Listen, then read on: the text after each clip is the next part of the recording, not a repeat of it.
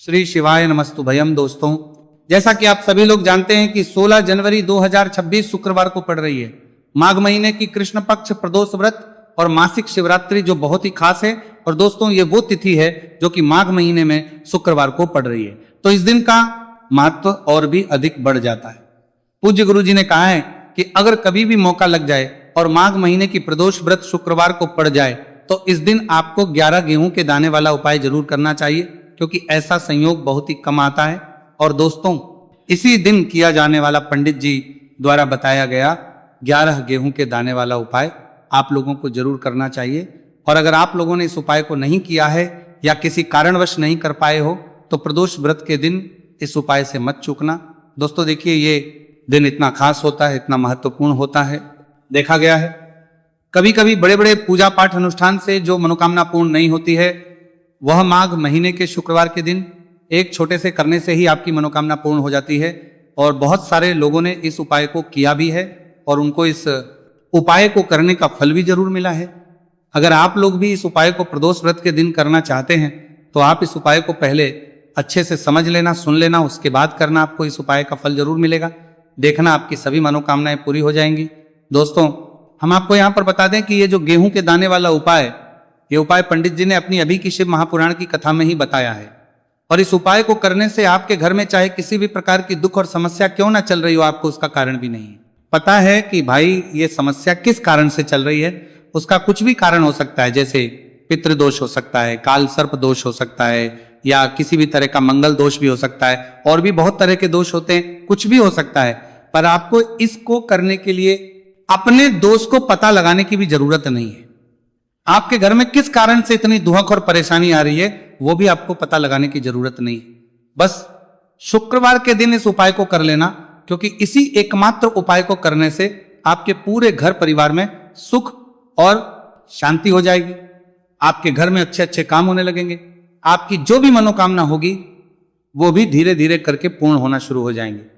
अब हम समझते हैं इस गेहूं के दाने वाले उपाय को आपको करना कैसे है, किसको करना है, किस समय करना है और कैसे करना है। देखो, उपाय बिल्कुल आसान है, बस समझने वाली बात है। ध्यान से समझिए, उसके बाद ही आप लोग जो है इस उपाय को जरूर कीजिएगा।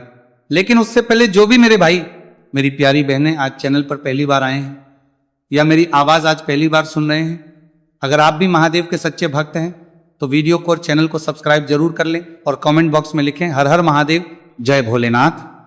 अब सबसे पहली चीज हम लोग ये समझते हैं कि इस 11 गेहूं के दाने वाले उपाय को इस शुक्रवार के दिन किसको करना है। तो देखिए, इस उपाय को घर के सभी सदस्यों को करने की बिल्कुल भी जरूरत नहीं है। घर में से कोई एक मुख्य बड़ा सदस्य ही इस उपाय को करेगा तो उस घर परिवार के सभी सदस्यों को इस उपाय को करने का फल मिल जाएगा। पर वो बड़ा सदस्य कौन होगा, कौन व्यक्ति इस उपाय को करेगा, तो यहां पर देखिए हम आपको बता दें, घर की बड़ी माताएं बहनें होंगी, घर की बड़ी माताओं बहनों में से कोई भी एक माता बहन इस वाले उपाय को कर सकती है। अपने पूरे घर परिवार के लिए घर में सभी सदस्यों को इस उपाय को करने की जरूरत नहीं है। मात्र घर की जो बड़ी माताएं बहनें हैं उनमें से कोई भी एक माता बहन इस वाले उपाय को करेगी तो उसके घर परिवार के पूरे सदस्यों को इस उपाय का फल मिलेगा। अगर किसी कारणवश माताएं बहनें घर में उपस्थित ना हो या वो इस उपाय को कर रही हो, कुछ दिक्कत हो, तो भाई उस जगह पर फिर घर का कोई बड़ा व्यक्ति भी इस उपाय को कर सकता है। माताओं बहनों के कहने का मतलब यह था कि माताएं बहनें घर की लक्ष्मी होती है। जब घर की लक्ष्मी कोई उपाय करती है तो निश्चित ही भगवान शिव जी बहुत जल्दी प्रसन्न होते हैं और उपाय का फल में बहुत जल्दी और बहुत बड़ा करके भी यहां पर देते हैं। तो आप लोग ये बात समझ गए होंगे। अब हम ये बात समझते हैं इस वाले उपाय को हमें करना किस समय। इस 11 गेहूं के दाने वाले उपाय को हमें इस शुक्रवार प्रदोष व्रत के दिन करना किस समय है। तो देखिए, इस उपाय को करने का जो समय है शाम का समय है। अब देखिए, यहां पर हम मुख्य रूप से सुबह का समय नहीं बोलेंगे, क्योंकि देखिए ये जो नया साल है और आप सभी लोग जानते हैं इसका शाम का जो समय होता है ना, इस दिन भगवान शिव और माता पार्वती जी का सबसे प्रिय दिन होता है। तो आप लोग इस गेहूं के दाने वाले उपाय को शाम के समय में कर सकते हो। और देखो, अगर सुबह करोगे तो आप 8 बजे से 11 बजे के मध्य उपाय को कर सकते हो। और देखो, अगर शाम के समय कर रहे हो तो इस दिन जरूर शाम के समय का ध्यान रखना कि रात के 6 बजे से लेकर 7 बजे के बीच में अगर आप इस उपाय को कर सकते हो तो बिल्कुल कर लेना। पूरी कोशिश करना, आपको उपाय का फल जरूर मिलेगा। ये बात आपको समझ आ गई। अब बात करते हैं उपाय की देखो, गुरुजी ने कहा है कि अगर शुक्रवार के दिन प्रदोष व्रत पड़ जाए तो इस दिन आपको 11 गेहूं के दाने वाला तो अवश्य ही करना चाहिए। देखो ये उपाय, यदि आपके जीवन में कर्जा बहुत अधिक है, आपके जीवन में संकट बहुत अधिक रहते हैं, आपके ऊपर बहुत अधिक विपदा आ रही है, बार बार आपको अपने व्यापार में और अपने धन में हानि देखने को मिल रही है, यानी कि आपको प्रत्येक कार्य में हानि हो रही है, तो आपको ये उपाय करना चाहिए। देखिए इस उपाय के लिए आपको 11 गेहूं के दाने आपको लेने हैं, ठीक है। 11 लेने के बाद में आपको जरूरत होगी चावल के दानों की, 11 चावल के दाने और 11 गेहूं के दाने, और चावल के दाने खंडित नहीं होने चाहिए। अब आप कहोगे भैया गेहूं कहां से लेने हैं? देखो आपको किसी भी किराना स्टोर पे गेहूं के दाने मिल जाएंगे, जाके ले लेना, ठीक है ना। 11 गेहूं 11 चावल के दाने लेने हैं। साथ ही साथ आपको एक तांबे का लोटा लेना है और उस तांबे के लोटे में आपको जल भरना है। जल आपका खुद के घर का होना चाहिए, मंदिर का नहीं होगा। अब आप ये सब सामग्री लेकर पहुंच जाओगे महादेव के शिवलिंग के पास में शाम के टाइम पे प्रदोष काल में। देखो जब आप ये उपाय कर रहे हो तो अपना फेस रखना उत्तर दिशा, नॉर्थ डायरेक्शन की तरफ। अब यहाँ पे जो मैं आपको क्रम बताने जा रहा हूं ना, उस मेरे क्रम को बहुत ध्यान से सुनिए। महादेव को अगर कोई सबसे प्रिय है ना, तो उनकी सबसे छोटी पुत्री जिनका नाम है माता अशोक सुंदरी, जो आपके पास में चावल के 11 दाने हैं ना, चावल के 11 दानों को माता अशोक सुंदरी के स्थान पर आपको अपना नाम और गोत्र बोलते हुए समर्पित कर देने हैं, है ना। चावल के दानों को रखने के बाद में जो आपके पास में तांबे का लोटा है ना, उस तांबे के लोटे को कहीं पे भी हम जल नहीं चढ़ेंगे, सिर्फ और सिर्फ माता पार्वती का जो हस्तकमल आपको दिख रहा है यहीं पे गोल गोल आपको समर्पित करना है, उसी जल को, और कहीं नहीं। ना तो माता अशोक सुंदरी के स्थान पर, ना तो के ऊपर, सिर्फ आपको यहाँ पे गोल गोल जलाधारी पर आपको उस जल को समर्पित करना है। अब आपके पास में बचे हुए हैं 11 गेहूं के दाने, और बचे हैं उन्हीं 11 गेहूं के दाने को आपको अपनी मनोकामना, अपने विशेष कहते हुए महादेव के शिवलिंग के ऊपर अगर आप प्रदोष व्रत के दिन प्रदोष काल में समर्पित कर देते हैं तो आपकी जो भी मनोकामनाएं होंगी, जो भी विश होंगी, महादेव पूरी जरूर करते हैं। अन्न समर्पण करने से, उस खासकर गेहूं को समर्पण करने से हमारी इच्छाएं पूरी होती हैं। और अगर वो दिन प्रदोष व्रत का दिन हो तब तो इससे सुंदर संयोग कुछ भी नहीं हो सकता। आपकी इच्छाओं को पूरा करने के लिए बहुत स्पेशल, बहुत प्यारा सा उपाय आप सभी को जरूर करना है। ध्यान में रखिएगा, यह उपाय प्रदोष काल में करना है।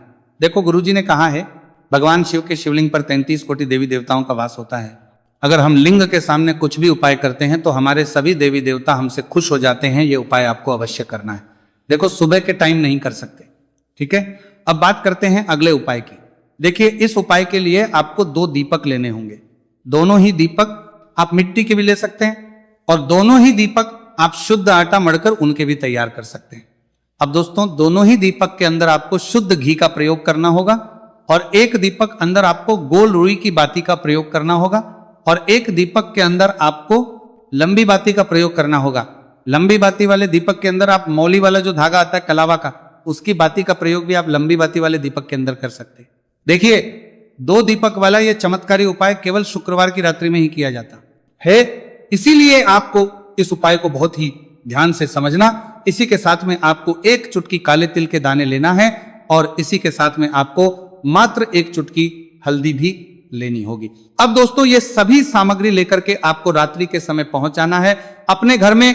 जहां कहीं भी तुलसी जी का पौधा, तुलसी माता का निवास स्थान है, वहां पर देखिए दोस्तों सबसे पहले तो आपके पास जो एक गोल बाती का दीपक, उसे आपको तुलसी जी के वहां पर प्रज्वलित करना है। दीपक को प्रज्वलित करते समय आपको ओम नमो भगवते वासुदेवाय या इस मंत्र का 11 बार जाप कर लेना है। अब देखिए दोस्तों, आप जो 1 चुटकी काले तिल के दाने लेकर के आए हैं उन्हें आपको अपने सीधे हाथ में रखना है और जो आपने गोल बाती वाला दीपक प्रज्वलित किया है माता तुलसी जी के वहां पर, उसके ऊपर से आपको इन 1 चुटकी काले तिल को घड़ी की दिशा में घुमाना है। आपको अपना नाम और अपनी गोत्र को बोल देना है और फिर आपको इन काले तिल को उससे जलते हुए दीपक के अंदर डाल देने हैं। देखिए काले तिल भगवान विष्णु के पसीने से उत्पन्न हुए हैं और जब हम ये दीपक रात्रि में प्रज्वलित करते हैं तो इससे हमें हमारे कर्ज में राहत मिलती है, हमारे जीवन में धन प्राप्ति के नए नए मार्ग खुलते हैं, हमारा अगर कोई भी कार्य रुका हुआ है तो वह भी परिपूर्ण होता है। देखिए गोल बाती का जो दीपक है, विशेषकर हम माता तुलसी के वहां पर भगवान विष्णु और माता लक्ष्मी के निमित्त प्रज्वलित कर रहे हैं। इस प्रकार से आपको ये दीपक प्रज्वलित कर देना है। अब जो आपके लंबी बाती का दीपक है, 1 चुटकी हल्दी है, तो इससे आपको लेकर के पहुंचना है अपने घर के मंदिर में। आपके घर के मंदिर में माता लक्ष्मी की जो भी प्रतिमा ही मूर्ति है उनके सामने सबसे पहले तो आपको ये लंबी बाती का दीपक रखना है, फिर आपको दीपक को प्रज्वलित कर देना है। दीपक को प्रज्वलित करते समय आपको महालक्ष्मी इस मंत्र का जाप करते रहना है। अब दोस्तों आपके पास जो 1 चुटकी हल्दी है उसे आपको अपने सीधे हाथ में रखना है और इस एक चुटकी हल्दी को आपको उस दीपक के ऊपर से 11 बार घड़ी की दिशा में घुमाना है और आपको महालक्ष्मी नमः मंत्र का जाप करते रहना है। और इस एक चुटकी हल्दी को आपको उसे दीपक के अंदर डाल देना है।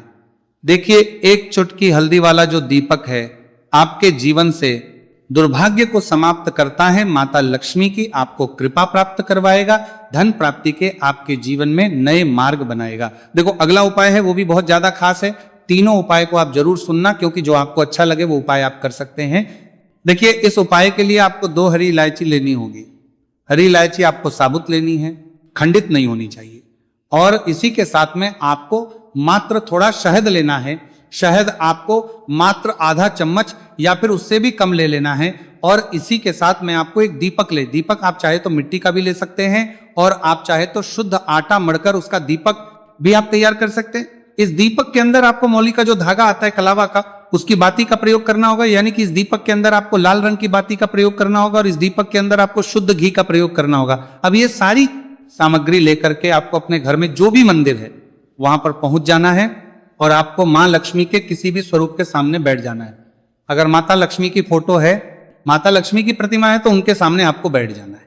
अगर माता पार्वती की प्रतिमा है तो उनके सामने आपको बैठ जाना है। यानी कि किसी भी माता के स्वरूप के सामने आपको बैठ जाना है। अब देखिए, सबसे पहले तो आपको माता रानी के सामने सी चावल की ढेरी बना देनी है। यानी कि सी अक्षत के दाने आपको माता रानी के सामने रखना है। उसके बाद आप एक दीपक लेकर के गए हैं, उस दीपक को आपको उन्हीं चावल के दानों के ऊपर रख देना है और फिर इस दीपक को आपको माता रानी के सामने प्रज्वलित कर देना है। देखिए, इस दीपक को प्रज्वलित करते समय आपको लक्ष्मी नम इस मंत्र का लगातार जाप करते रहना है। दीपक को प्रज्वलित करने के बाद आप जो 2 हरी इलायची लेकर के गए हैं उसमें से एक हरी इलायची को तो आपको उसी दीपक के अंदर डाल देनी है और वहीं पर आपको सेकम 21 बार ओम महालक्ष्मी नमः इस मंत्र का जाप कर लेना है। अब आपके पास जो शहद है और एक हरी इलायची है उसे सीधे आपको लेकर के पहुंच जाना है भगवान शिव के मंदिर में। पूज्य गुरु जी ने बताया है कि यह उपाय आपको सिर्फ और सिर्फ शाम के समय ही करना होगा। शाम को जब भी सूर्यास्त का समय होता है तो उस समय आपको यह उपाय करना है।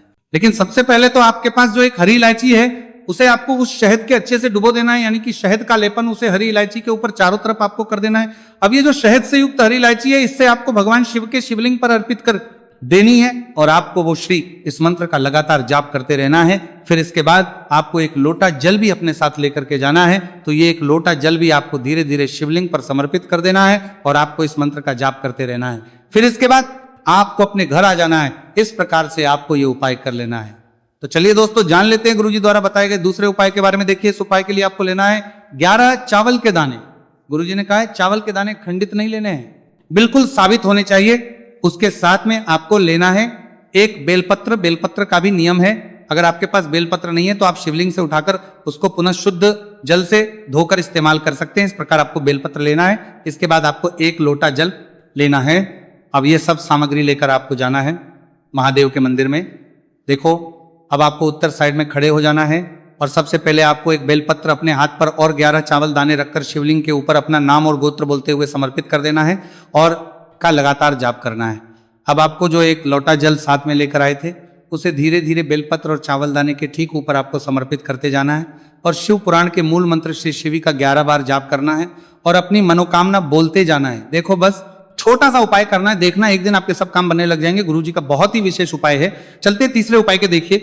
देखो, इस उपाय के लिए आपको लेना है एक गोल बाती का दीपक। आप चाहे तो मिट्टी का ले सकते हैं या फिर घर से शुद्ध आटा मढ़कर उसका दीपक आप तैयार कर सकते हैं।